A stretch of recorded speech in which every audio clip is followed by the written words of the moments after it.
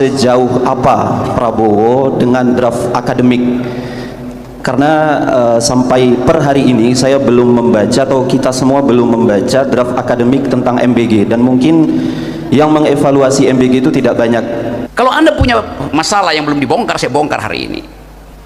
Tapi kalau soal MBG misalnya, kan itu udah diulas panjang lebar segala macam, dan intinya adalah gagal udah.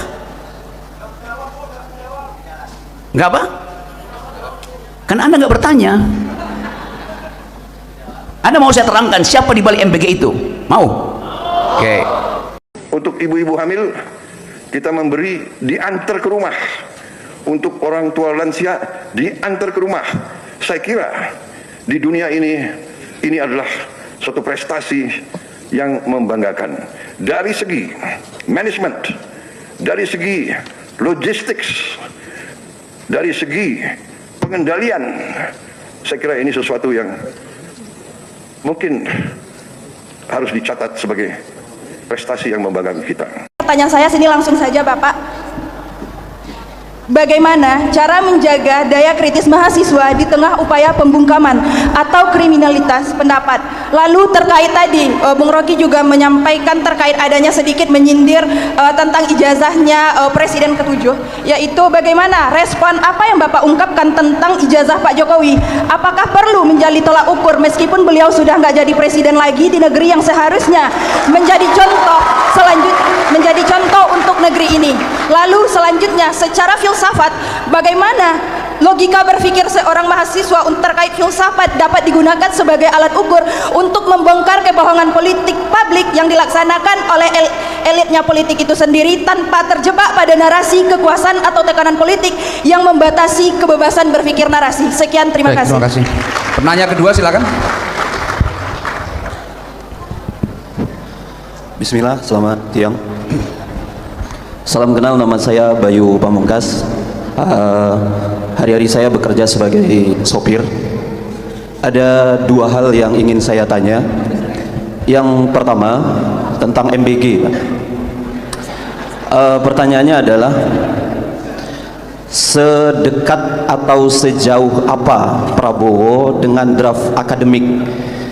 Karena sampai per hari ini saya belum membaca, atau kita semua belum membaca draft akademik tentang MBG, dan mungkin yang mengevaluasi MBG itu tidak banyak. Jadi saya pengen tahu nih, Prabowo itu sedekat atau sejauh apa dia dengan draft akademik khususnya MBG? Itu yang pertama. Yang kedua, pertanyaan kedua ini mungkin saya tahu tadi cuma satu kuota pertanyaan, tapi saya harap ini Bung Rocky menjawab. Waktu itu saya pernah dengar Bung Rocky bilang bahwa standar pengetahuan politik global adalah tahu apa yang sedang terjadi di Timur Tengah, khususnya di Gaza. Pertanyaannya, apa sih sebetulnya niat? Apakah itu niat sebagai mantan militer yang pernah dipecat, yaitu Prabowo? Saya tidak bisa menyebut presiden karena dia tidak mewakili pikiran bangsa ketika dia memilih bergabung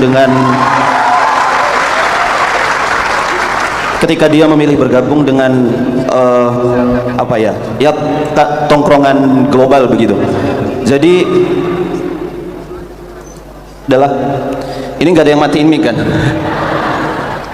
Maksudnya sejauh apa sih sebetulnya yang ada di dalam konstruksi pikirannya Prabowo ketika dia memilih bergabung dengan komunitas buatan Donald Trump yang beberapa hari lalu itu juga ramai dibahas karena sebuah file yang ditemukan. Jadi itu poinnya, satu draft akademik MBG, yang kedua tentang politik global yang dipilih oleh Prabowo. Terima kasih. Penanya ketiga, silakan. Baik, bismillahirrahmanirrahim. Assalamualaikum warahmatullahi wabarakatuh. Waalaikumsalam. Baik, terima kasih sebelumnya Bapak. Saya sebelumnya perkenalkan, nama saya itu adalah Aziza Rahmayanti dari mahasiswa Ilmu Administrasi Negara BP 23. Saya izin bertanya sebelumnya kepada Bung Rocky. Tadi Bung Rocky sempat menyinggung bahwa pendidikan non formal itu hanya dijadikan sebagai opsi cadangan atau dianaktirikan Bung Rocky. Jadi sebenarnya saya ingin mempertanyakan kembali bagaimana komitmen negara gitu Bung Rocky.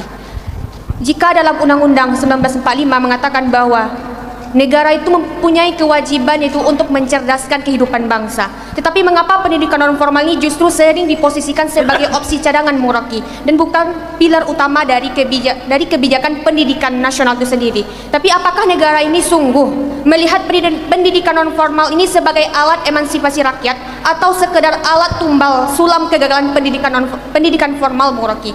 Dan jika negara itu secara konstitusional bertanggung jawab mencerdaskan kehidupan bangsa, mengapa pendidikan non formal ini justru menjangkau kelompok paling terpinggirkan, masih diposisikan sebagai pelengkap dan bukan sebagai pilar utama kebijakan pendidikan nasional, Bung Rocky? Baik. Sekian, Bung Rocky. Terima kasih. Berikutnya penanya keempat, silakan. Bismillahirrahmanirrahim. Terima kasih. Assalamualaikum warahmatullahi wabarakatuh dan selamat pagi, Bung Rocky. No Rocky, no party. Mic-nya loyo, Pak. Iya. Mungkin pertanyaan saya bakalan berat mungkin, Pak. Tapi dari tadi rekan-rekan semua sudah bertanya. Saya tidak bertanya, tapi saya menggugat. Baik, sebelum saya menggugat, Nama siapa, Pak? Nama? ya itu yang mau saya perkenalkan dulu, Pak. Saya Yuli Herman. Saya mahasiswa pasca sarjana IP, Ilmu Pendidikan.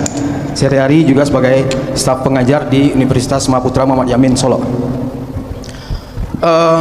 Rocky, kita tahu bahwa pemilih yang asal-asalan akan menghasilkan wakil yang abal-abal, yang akan menciptakan kebijakan yang ugal-ugalan. Dan pembodohan seperti ini sepertinya by design. Kenapa saya katakan by design? Ketika masyarakat secara non formal ingin mendidik masyarakat supaya lebih cerdas, kita ambil satu contoh saja, mensreanya Panji dibungkam dan ditakut-takuti. Ketika kampus mencoba juga untuk berbuat lebih, kampus juga seperti ditekan. Kita tahu akhirnya kampus mencoba berafiliasi dengan politikus-politikus yang tidak ingin dikritisi. Untuk itu saya mencoba menggugat kampus, menggugat Rocky Gerung sendiri, untuk menggugat pemerintah bagaimana supaya masyarakat ini tidak lagi dibodoh-bodohi, supaya critical thinking masyarakat itu bisa tumbuh, sehingga kita tidak lagi akan memiliki pemimpin yang abal-abal, pemilih yang asal-asal dengan kebijakan yang ugal-ugalan. Terima kasih, Bung Rocky. Ya, terima kasih. Penanya kelima, silakan. Tes. Silakan.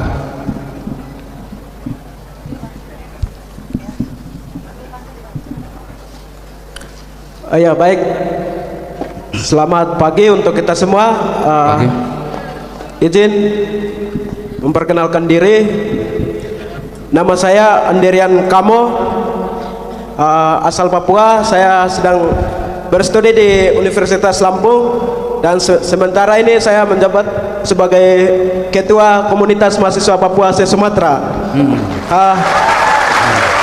Mungkin izin Pak, ini sementara saya sedang menggunakan noken untuk mengisi nanti ilmu yang Bapak berbagi. Karena pesan orang tua isilah sebanyak mungkin di dalam noken kecil ini. Mungkin pertanyaan saya, bagaimana pendidikan non formal yang efektif di Papua sementara memperoleh pendidikan non formal dibatasi dan di bawah tekanan konflik, sehingga pendidikan Papua ini bukan tertinggal tetapi ditinggalkan. Mungkin demikian. Terima kasih. Ya, terima kasih. Ada 5 pertanyaan ditujukan kepada Bung Rocky.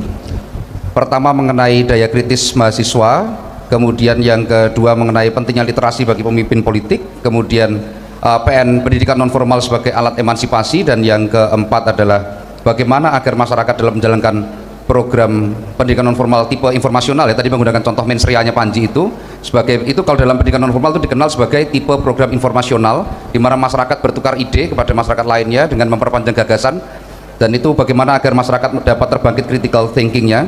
Kemudian pertanyaan terakhir dari Andre dari Papua tadi, Ketua Mahasiswa Papua Sumatera tadi, bagaimana agar PNF itu pendidikan non formal itu efektif pada situasi di Papua khususnya, dan ada pernyataan bahwa pendidikan di Papua tidak tertinggal tapi justru ditinggalkan karena berada di daerah konflik gitu. Ya, jadi saya memoderasi ya, jadi karena moderator tentu saya harus moderat di forum ini, mengembalikannya kepada alur topik, sehingga saya menggunakan istilah pentingnya literasi bagi pemimpin politik, karena yang saudara sampaikan tadi kan hanya contoh-contoh, ada menyampaikan MBG, ada yang lain, itu contoh ya. Jadi saya sudah membuatnya dalam satu tema, yaitu pentingnya literasi bagi pemimpin politik. Demikian Pak. Oke, tentu soal MBG, soal Board of Peace, kan Anda tahu semua. Anda mau saya uraikan ulang itu, supaya Anda terpuaskan ego fantasmagoria itu. Turun aja ke jalan. Itu maksudnya itu. Jadi saya tahu isu itu, saya tahu cara berpikir mahasiswa itu. Buat ngomporin saya. Tiap hari saya ngomporin orang itu.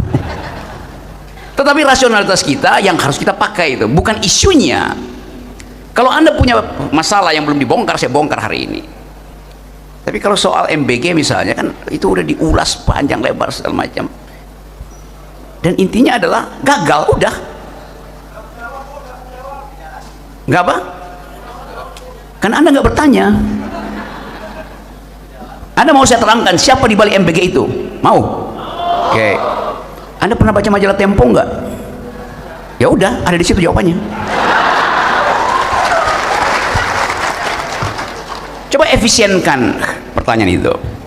Ada dua cara untuk menghidupkan suasana. Pertama, putting ideas in it most controversial problem. Ucapkan dalam kontroversi problemnya itu. Yang kedua, ambil sensasinya untuk diuraikan supaya ada tepuk tangan. Jadi kalau mahasiswa hanya ingin saya uraikan tepuk tangan itu, saya ingin tagih setelah Anda tepuk tangan, Anda mau bakar ban nggak di depan kampus? Anda mau berbondong-bondong nggak? Pergi ke DPR. Jadi situasi itu juga menunjukkan bahwa gerak-gerik pikiran kita sekarang entah dihalangi atau mencari jalan keluar melalui sinisisme, melalui satire. Panji melakukan sinisisme, ya mungkin. Satire, ya mungkin. Tapi semua yang diucapkan itu artinya cacian. Oke. Sekarang Anda uji. Saya mencaci Presiden Jokowi bajingan tolol. Dilaporin di semua Polda tuh. Kenapa orang yang memuji dia sebagai raja tidak dilaporkan? Cacian dan pujian sama-sama deskripsi. Jokowi adalah raja, Gibran setara dengan Sultan Syahrir. Kata siapa yang waktu itu bilang? Erlangga. Itu pujian atau hinaan pada Sultan Syahrir? That's logic gitu kan. Jadi kalau saya ucapkan cacian, Panji ucapkan cacian, mahasiswa sejarahkan ucapan cacian, itu deskripsi. Termul ucapkan pujian, ucapkan jilatan, itu deskripsi.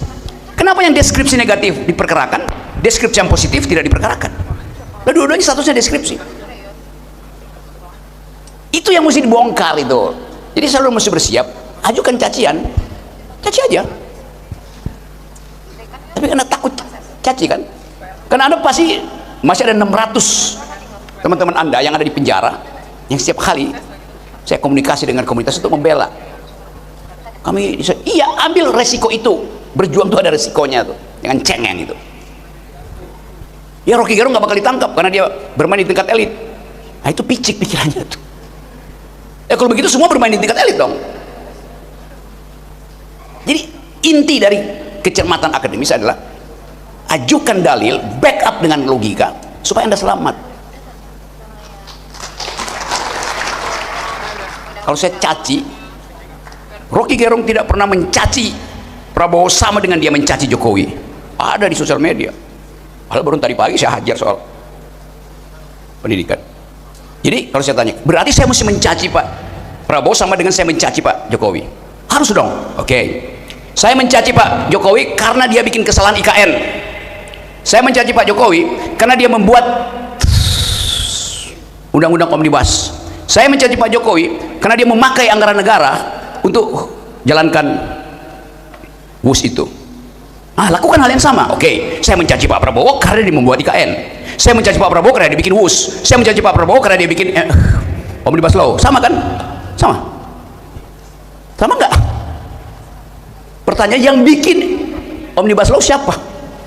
Siapa? Siapa? Ya. Objek saya Omnibus Law, objek saya WUS, objek saya IKN. Jadi kesetaraan berargumen pun nggak dapat itu. Kenapa nggak caci Pak Jokowi? Lo dia nggak bikin Omnibus Law, dia nggak bikin kereta cepat, dia nggak bikin IKN. Berarti Pak Rocky nggak fair. Lo dia nggak bikin, goblok, ngotot gitu. Saya mengkritik Prabowo soal MBG, soal Board of Peace. Sekarang saya mesti kritik Jokowi dengan cara yang sama. Loh, Jokowi itu di masa lalu. Jadi mahasiswa pakai otak itu untuk membalas kritik. Bukan hanya karena kegembiraan untuk membuat kritik lalu mengucapkan sesuatu yang kelihatannya dungu dan dangkal itu.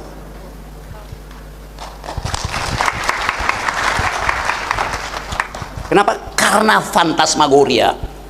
Ingin lihat sesuatu itu wah. Kritik akademis bukan tentang yang wah. Kritik akademis artinya menganalisis, mengurai. Saya lagi ngomong di forum akademis. Kalau saya lagi pidato depan guru, maka saya nggak pakai bahasa beginian. Anda kan bukan demonstran di forum ini. Kalau di luar, saya komporin Anda. Itu kita bedakan forum itu. Di situ letak ketelitian menjadi oposisi. Jadi, saya ingin universitas ini diasuh dengan metode argumen. Semua yang Anda terangkan saya paham itu. Tapi saya tahu, Anda ingin saya ucapkan sesuatu yang membuat Anda bahagia itu. Karena saya mengkritik. Saya tuh nggak ada konsekuensi. Saya bisa maki-maki nih semua gambar di sini 1, 2 tuh. Nggak akan ada konsekuensi karena saya bilang saya bicara di forum akademis di mana semua pendapat diminta untuk diuji.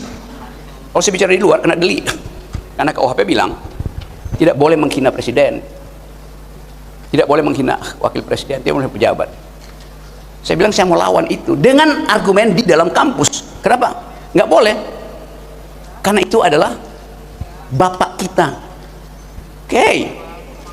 Jangan hina bapakmu, ya. Karena bapak kedudukannya seumur hidup. Sekarang dengan logika yang sama, presiden seumur hidup kah kedudukannya? Wakil presiden seumur hidup kah? That's the logic. Saya nggak memilih bapak saya. Bapak saya yang memilih ibu saya tuh. Lalu saya dilahirkan tanpa keinginan saya. Tapi presiden wakil presiden saya yang pilih, kalian yang pilih. Apa kalian memilih bapakmu? Tidak, dia kita pilih sebagai apa? Sebagai kacung. Kan ini pengemis semua kan, pilih saya tuh. Maka kita pilih. Apa bapakmu mengemismu untuk minta dia jadi bapakmu? Otaknya dipakai. Begitu cara berargumen. Assalamualaikum warahmatullahi wabarakatuh. Ya, pertanyaan ketiga Pak Rocky, pendidikan non formal sebagai alat emansipasi, sebagai komitmen negara terhadap mencerdaskan bangsa. Kata emansipasi, kata yang sangat bermutu, kata yang dibuat untuk menghidupkan dialektika. Emansipasi artinya energi untuk mengatur ulang sesuatu yang diaturkan padamu. Itu namanya emansipasi. Kalau kau diatur, maka kau ingin mengatur ulang, kau mengemansipasi kapasitasmu supaya aturan itu tidak berlaku padamu. Itu emansipasi. Perempuan diatur oleh logika laki-laki, patriarkisme namanya. Maka emansipasi perempuan artinya perempuan ingin mengatur dirinya supaya tidak diatur oleh laki-laki di dalam susunan kekuasaan. Itu namanya emansipasi. Jadi emansipasi bukan sekedar hak perempuan sama dengan hak laki. Itu bukan emansipasi. Kata emansipasi melampaui itu.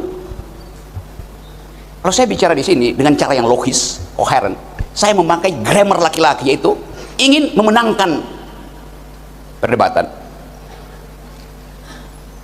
Anda tidak mungkin minta perempuan memakai logika yang sama.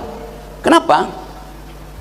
Pedagogi saya sebagai laki-laki ditrain di dalam ethics of right. Perempuan ditrain dalam ethics of care. Dua kualitas yang berubah, yang berbeda. Laki-laki ingin memenangkan perdebatan, perempuan ingin menghasilkan percakapan. Beda itu. Jadi kalau dianggap perempuan nggak bisa berdebat, dia bukan nggak bisa berdebat, dia gugup memakai grammar yang dihasilkan oleh lingkungan yang bukan dia huni. Jadi kalau perempuan tidak bisa berdebat itu bukan karena dia tidak mampu, tapi dia harus memakai peralatan bahasa laki-laki untuk mengucapkan pikirannya. Di situ dia mengalami frustrasi, di situ dia mengalami kegugupan, di situ dia mengalami kegagapan. Ilmu psikologi bilang perempuan yang gugup dan gagap berhadapan dalam forum publik, dia mengalami delirium. Karena itu perempuan akhirnya menyusun grammarnya sendiri. The feminist jurisprudence, feminist kind of logics, feminist environmental ethics, feminist legal reasoning. Karena kita laki-laki itu arogan. Nah, kita belajar dari proses itu. Ini kesempatan yang memudahkan kita mengerti bahwa ide matriarkal itu dihasilkan oleh satu kultur yang betul-betul mengerti bahwa di dalam percakapan kita ingin tiba pada kesamaan pikiran, tetapi memaksakan kesamaan pikiran itu adalah proyek laki-laki.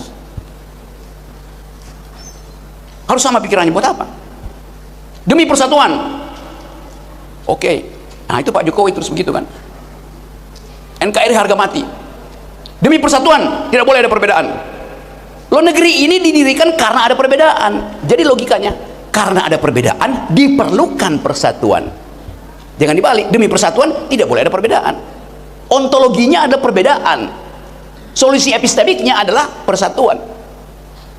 Lain kalau ontologinya persatuan, kan justru persatuan dicapai karena ada kondisi heteronomi. Itu dasarnya tuh. Jadi sekali lagi kita lihat kultur kita hari-hari ini. Saya omong setiap hari itu di seluruh universitas, pergi ke luar negeri, ngoceh semua, dan saya mengerti bahwa ada energi yang bergelora di kalangan teman-teman muda, tetapi dia terhalang tadi oleh sistem pengendalian informasi, namanya hegemoni. Kalau kita belajar sedikit ilmu komunikasi itu yang disebut sebagai fabrikasi pikiran tuh. Manufacturing concern, itu yang mau kita batalkan hari-hari ini. Karena makin lama makin terlihat bahwa pemerintah tidak peduli dengan public opinion. Setiap hari kita dengar uraian pemerintah, tapi itu bukan public opinion, itu public relation. Bisa bedain nggak antara public opinion dan public relation? Public opinion artinya kesepakatan publik untuk memakai rasio dan mengucapkan kritik, itu public opinion. Public relation artinya keinginan pemerintah untuk memamerkan dirinya sendiri. Kita produksi public opinion, tapi besok public opinion kita dibatalkan dengan mengendalikan semua talk show. Karena yang ingin disalurkan di dalam instalasi komunikasi ada public relation. Pak Prabowo ngomong tentang Prabowonomics. Public opinion apa public relation? Siapa yang mau jawab? Kan ada Reaganomics. Reaganomics adalah praktek kebijakan ekonomi Ronald Reagan yang basisnya adalah neoliberal, yang basisnya libertarian. Di mana dia diasuh? Metodologinya diasuh di dalam Chicago Economic School. Thatcherism juga diasuh. Jadi yang mengucapkan Reaganomics adalah kalangan akademis. Itu namanya public opinion. Kalau Pak Prabowo bicara tentang Prabowonomics, dia sendiri yang bicara, itu namanya public relation. Karena kita mesti tanya pada universitas di Indonesia, apa basis metodologi dari Prabowonomics? Libertarian kah? Sosialisme? State socialism? Itu maksud saya. Jadi teman-teman sekalian, lanjutkan diskurs ini. Tentukan sendiri, Anda sedang dikepung oleh public relation atau diarahkan oleh public opinion. Dapat poin itu? Jadi saya rumuskan secara sederhana. Kampus dihidupkan dengan cara mempersoalkan, problematizing. Itu namanya kehidupan kampus. Birokrasi bekerja untuk menyelesaikan masalah. Kenapa? Karena kita gaji dia untuk menyelesaikan masalah kita. Jadi kalau pemerintah bilang kalian kampus hanya bisa mengkritik, mana solusinya tuh? Tolol, kalian kami gaji untuk cari solusi. Tugas kami memproblemkan hasil solusi kalian. Begitu. Tapi kritik mesti ada solusi. Itu dia nggak ngerti apa namanya kritik. Kritik tidak memerlukan solusi, namanya juga kritik. Kalau saya tahu ada solusinya, maka saya tidak mungkin kasih kritik. Dapat nggak poin itu? Saudara Dr. Alim, itu lambang Garuda kelihatannya goyang, akan jatuh di situ. Karena saya bisa hitung kira-kira VT sama dengan V0 plus alpha T. Dengan percepatan itu Anda tidak mungkin selamat dari situ, karena gerak Anda akan terhalang oleh kursi itu. Saya ajukan kritik terhadap kondisi itu. Terus dia tanya, solusinya apa? Astaga, ya kabur dari situ. Kemana? Cepat kabur. Begitu saya bilang ke situ, dia udah keburu jatuh. Saya nggak ada urusan dengan solusi, saya memperlihatkan problemnya itu akan jatuh. Begitu juga pemerintah nanya solusinya. Solusinya apa? Kalau begitu Anda digaji ngapain itu? Kalau nggak bisa kasih solusi itu. Jadi sekali lagi, etos universitas adalah mempersoalkan, bukan memberi solusi.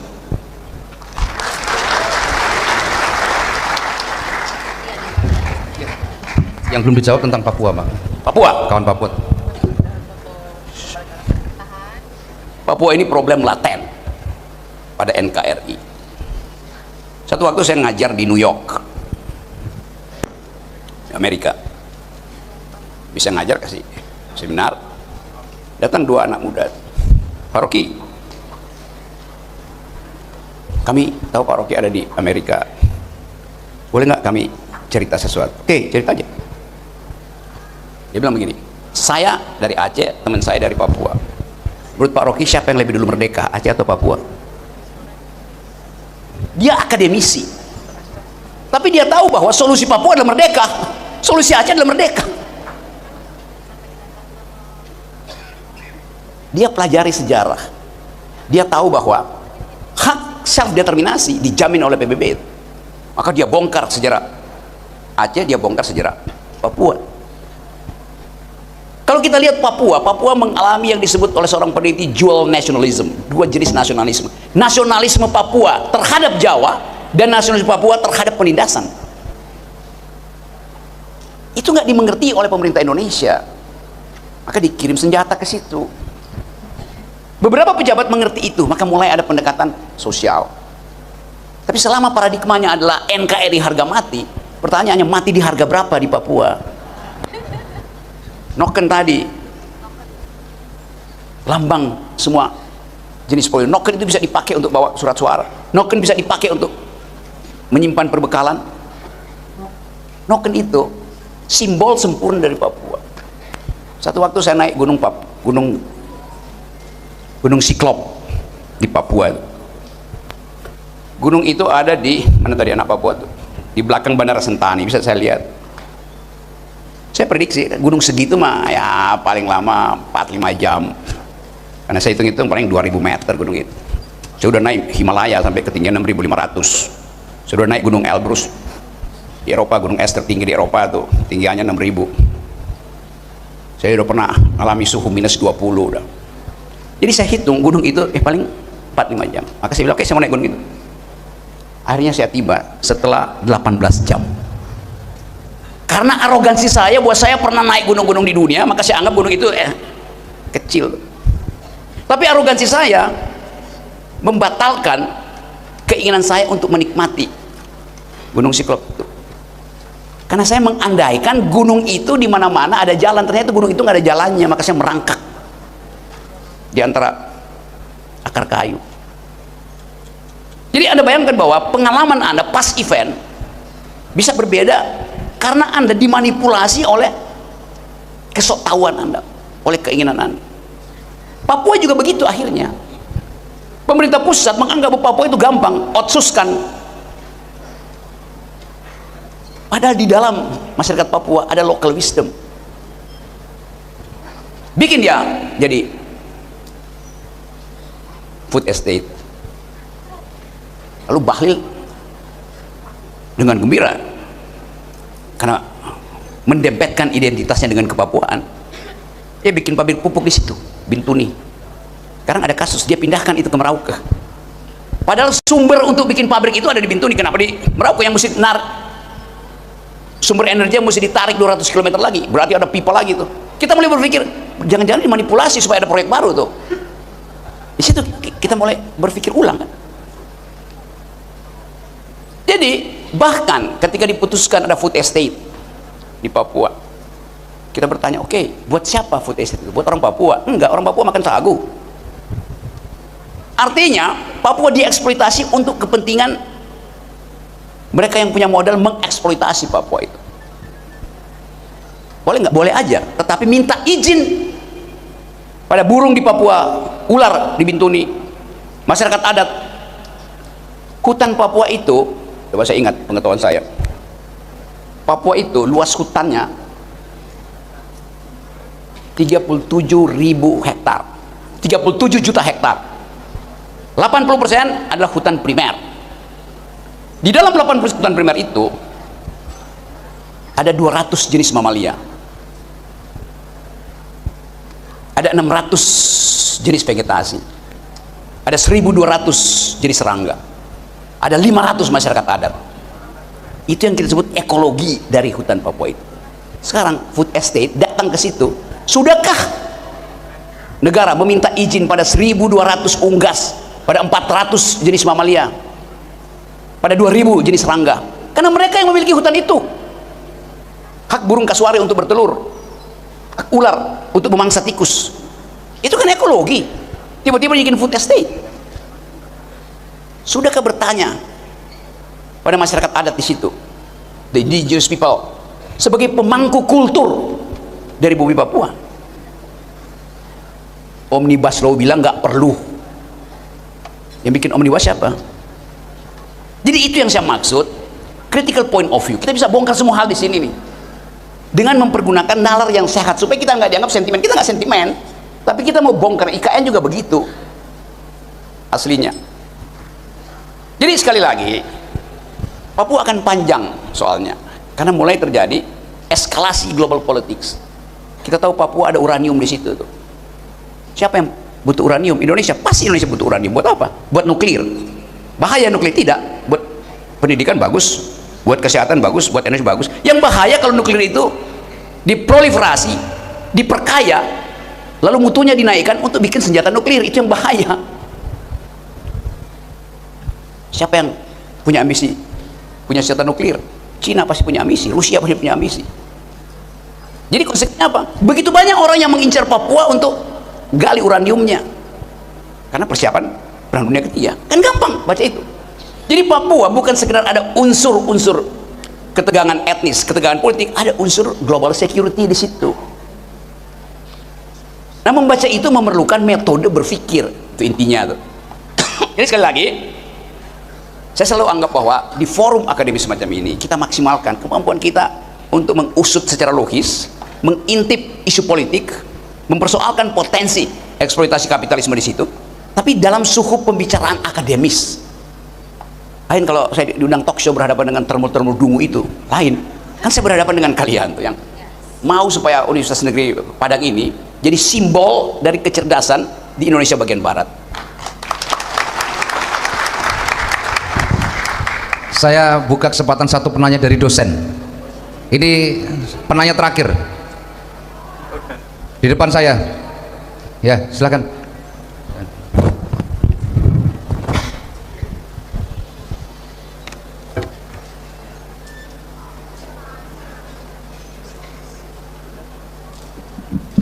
Baik, diperkenalkan namanya Pak. Bismillahirrahmanirrahim. Assalamualaikum warahmatullahi wabarakatuh. Perkenalkan saya Reno Fernandes. Baik, pertama saya mau kritik tema kegiatan ini. Bangsa ini tidak akan cerdas selama pendidikan non formal itu masih malu-malu menyatakan kalau dia adalah jalan utama mencerdaskan kehidupan bangsa. Sebagaimana yang pernah terjadi pada awal abad ke-20 di Sumatera Barat. Ternyata yang mencerdaskan kehidupan bangsa itu adalah surau yang berubah menjadi madrasah. Ketika ide-ide Abdullah Ahmad mendirikan Dinia School, ketika ide-ide Zainuddin Labai membuat pendidikan halakah menjadi klasikal. Nah, di saat itulah muncul yang namanya Rasuna Said, Rahma. Di saat itulah muncul yang namanya Hamka dan pejuang-pejuang kemerdekaan Republik Indonesia ini untuk melawan penjajah. Nah, yang mau saya tanyakan, ini ada apa ide yang dapat kita lakukan bersama, Bung, untuk mengembalikan pendidikan non formal itu menjadi jalan utama mencerdaskan kehidupan bangsa? Karena telah terbukti juga pendidikan formal itu tidak mampu untuk mencerdaskan kehidupan bangsa, baik pada awal abad ke-20 itu. Yang ada itu orang-orang yang menyimpang di pendidikan formal yang mampu menggerakkan pada saat itu. Itu pemahaman saya, dan pertanyaannya hanya itu. Dari apa ide dan dari mana kita mulai gerakan itu bersama? Terima kasih. Billahi taufiq wal hidayah. Assalamualaikum warahmatullahi wabarakatuh. Waalaikumsalam warahmatullahi wabarakatuh. Terima kasih, Bung Reno. Silakan Pak Rocky. Ini pertanyaan terakhir. Satu boleh Pak. Baik, satu. Silakan. Kita dibatasi waktu, Bapak. Jadi saya tadi buka satu, saya toleransi ke satu lagi, tinggal dua, berarti sudah cukup ya. Jadi tadi saya buka sesi memang untuk pertanyaan dosen ya. Assalamualaikum warahmatullahi wabarakatuh. Saya tadi sudah banyak bertanya. Saya tidak bertanya, saya hanya ingin menghibur saja. Senang hati saya bertemu dengan Rocky. Kurang dekat mic-nya, Pak. Ya. Baik, saya ulangi. Assalamualaikum warahmatullahi wabarakatuh. Nama saya Muslim B, alumni di IKIP atau UNP ini 43 tahun yang lalu. Ditambah kilik, tabu udang sampai ke pucuk manijo. Tetaplah Bang Rocky dengan senang, kami senang mencaliaknya. Saya sering mendengar ceramah-ceramah atau memberi kuliah Bang Rocky ini. Saya tidak akan bertanya nanti, cuma saya sedikit melihat, menyampaikan kejadian-kejadian yang ada di Indonesia maupun di luar negeri. Sebelumnya saya kasih sedikit filosofi batu akik.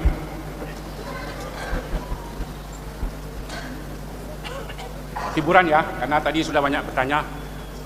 Merah di tangan kiriku, putih di tangan kananku.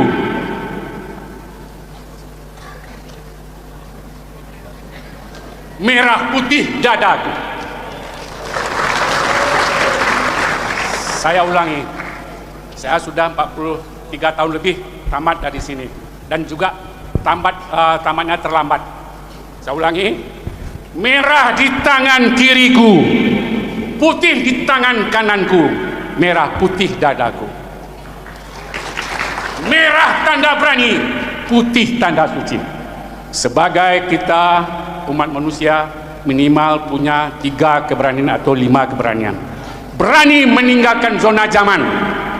Tadi sudah bilang Tan Malaka sudah sampai ke sana, ke luar negeri. Seharusnya kita ini juga seperti itu. Ada filosofinya, tuntutlah ilmu sampai ke negeri Cina. Tapi sebagian kita marah kepada Cina. Ya Pak Ustadz, benci kepada Cina. Tidak apa-apa, orang kita benci. Tuntutlah ilmu ke sana. Sedikit Pak ya. Nah. Kemudian berani meninggalkan zona zaman, jangan dibuah ketiak amak Jawa, jangan dibuah ketiak papa Jawa. Seorang Syafi'i Ma'arif tahun 52 ke Jogja dia pergi kuliah. Seorang Hasan Basri Durin tahun 53 juga pergi kuliah ke Jogja. Dan lain sebagainya, banyak contoh-contoh. Saya lihat saya amati adik-adik kita mahasiswa, di mana tinggal bekopa, di mana tinggal bekoma, baca. Berani kita ini. Tentu terukur keberanian kita. Berani mengambil risiko. Sudah dikritik orang tapi takutlah. Itu lempar batu sembunyi tangan. Ya, lempar batu sembunyi tangan. Berani mengambil keputusan. Berani menerima perubahan. Yang laku kini tidak laku dahulu. Baik. Ya. Pertanyaan saya sedikit. Kenapa terjadi yang menolong kita teman, yang membunuh kita juga teman, yang menolong kita kawan, yang menghancurkan kita juga kawan? Siapa yang membunuh Mirna Salihin? Kawannya Jessica. Siapa yang menembak Joshua? Komandannya si Sambo. Apa maknanya? Kita ambil maknanya ini. Banyak kasus-kasus seperti itu. Saya minta tolong sama Bung Rocky, bagaimana nanti supaya hal-hal ini tidak terjadi. Ya. Baik. Yang menolong kita kawan, yang menghancurkan kita kawan. Baik, terima kasih. The friend in deep, the friend is deep. When you are in Rome, do as Romans do. Thank you very much. Oke, Pak, siapa? Oke Pak, terima kasih. Your kindness was appreciated more than words can say. Oke, soal memastikan bahwa arah pendidikan hanya mungkin diasuh melalui yang non formal. Memang itu yang terjadi di dunia hari ini. Karena perkembangan teknologi. Tetapi mengingat yang non formal artinya membatalkan arogansi untuk pergi pada yang formal. Problem ini pernah dialami oleh seseorang namanya Jeremy Bentham. Jeremy Bentham ini seorang ahli hukum, ahli pendidikan, yang melihat di awal abad 18 sistem pendidikan di Inggris terlalu berbasis pada Oxford University, Cambridge University, yang isinya adalah anak-anak aristokrat, anak-anak elit. Lalu Jeremy Bentham mengajukan protes bahwa yang diajarkan itu adalah ilmu untuk membackup feodalisme, untuk membackup aristokrasi, untuk membackup kapitalisme. Satu waktu Jeremy Bentham jalan-jalan di sekitar kampus Oxford dan menemukan bahwa kampus itu hanya dipakai sampai jam 2, jam 3, setelah itu kosong. Maka dia ajukan proposal, boleh nggak saya, Jeremy Bentham, seorang pemikir filosofi, meminta supaya fasilitas kampus juga dipakai oleh masyarakat di sekitarnya setelah jam formal perkuliahan siang hari. Sebagian bilang iya, sebagian tidak boleh. Tapi intinya tidak boleh. Karena ada kebanggaan bahwa Oxford itu menghasilkan Perdana Menteri, Oxford menghasilkan anak-anak raja, Oxford mengasuh para pebisnis kapitalis. Oke. Karena kejengkelannya, Jeremy Bentham akhirnya membuat sekolah non formal yang kemudian dikenal sebagai UCL, University College of London. Jadi selalu ada kemarahan yang memungkinkan dihasilkannya alternatif. Sekarang UCL itu sudah setara dengan Oxford. Tapi orang ingat bahwa ada seseorang yang menginginkan yang non formal, yang harusnya mayoritas mereka yang diasuh. Tapi kita sering membaca Jeremy Bentham dalam pengertian utilitarianisme, konsep pendidikan utilitarianisme, politik utilitarianisme, ekonomi utilitarianisme. Kan prinsip utilitarianisme adalah kenikmatan terbesar untuk bagian terbesar dari masyarakat. Kebahagiaan hanya boleh kalau dia menguntungkan mayoritas. Nah, problem kita hari ini yang mayoritas ada di sekolah-sekolah formal itu siapa? Yang punya uang. Iya, tidak, mereka minoritas. Yang mayoritas justru berceceran di lembaga-lembaga studi non formal. Paralel dengan itu, ketika Jeremy Bentham mendalilkan pendidikan harus menguntungkan yang mayoritas, pada waktu itu Bentham menganggap yang mayoritas adalah yang nggak sekolah di Oxford. Karena itu dia bangun universitas untuk yang mayoritas marginal ini. Di kita juga begitu sekarang. Yang mayoritas adalah yang akan memilih di 2029, yang putus sekolah di usia SMP. Mereka yang mestinya menerima pendidikan yunto anggaran negara hari ini. Jadi betul bahwa kita ingin supaya pemerintah mengerti sistem pendidikan kita sangat elitis. Sistem pendidikan kita tidak dibasiskan pada perintah konstitusi. Setiap pemimpin hanya diminta untuk berkampanye terhadap dua isu. Satu adalah mampu nggak calon presiden, calon gubernur, calon wakil gubernur, calon kepala daerah, calon anggota DPR memenuhi perintah konstitusi. Satu, cerdaskan kehidupan bangsa. Dua, pelihara fakir miskin. Cuman itu perintah konstitusi itu.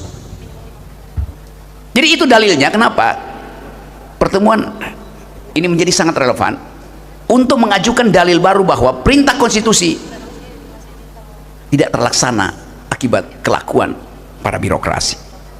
Kan itu intinya.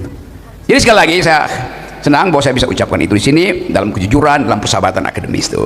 Dan seringkali dianggap bahwa kalau saya menerangkan sesuatu itu ada tendensi menyesatkan. Karena filsafat pasti akan membongkar hal-hal yang radikal mendasar. Jadi kalau ada yang bilang Rocky Gerung pasti akan menyesatkan saudara-saudara, saya bilang benar. Saudara akan tersesat di jalan yang benar.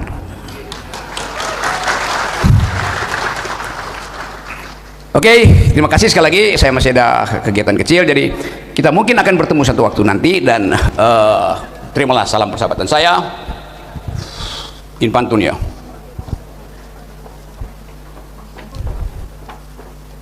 Apa tadi ya? Alam berkembang jadi ilmu. Semua yang aku kenang adalah tentang dirimu.